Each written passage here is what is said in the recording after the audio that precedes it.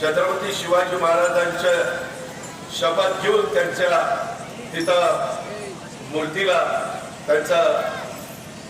मूर्तीला साक्षीला ठेवून त्यांनी शपथ घेतली आणि महाराजांची शपथ घेऊन त्यांनी सांगितलं की मी मराठा आरक्षण त्या ठिकाणी देणार। आणि तशा पद्धतीनं काल उशिरा रात्रीपर्यंत चर्चा चाललेली होती आणि एक चांगल्या प्रकारचा मार्ग निघाला। शेवटी प्रत्येकाला आपलं आपलं म्हणणं मांडण्याचा अधिकार आहे। लोकशाहीमध्ये तो डॉक्टर बाबासाहेब आंबेडकरांनी आपल्याला दिलेला आहे।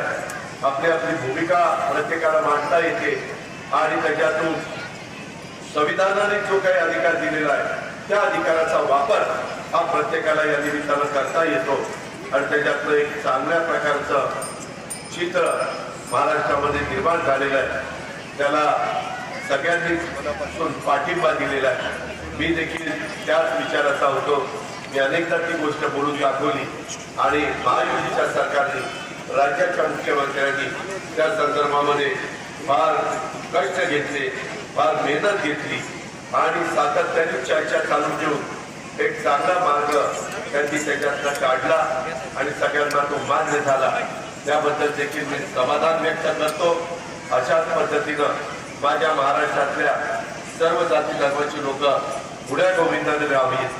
त्यांच्या सगळ्या ज्या काही रास्त मागण्या असतील त्या वेगवेगळ्या घटकाच्या रास्त मागण्या, वेगवेगळ्या समाजांच्या रास्त मागण्या पूर्णत्वाला देण्याच्या करता हे महायुतीचं सरकार निश्चितपणे त्या ठिकाणी प्रयत्नशील राहील, त्याबद्दलची ग्वाही देतो आणि आपल्या सगळ्यांची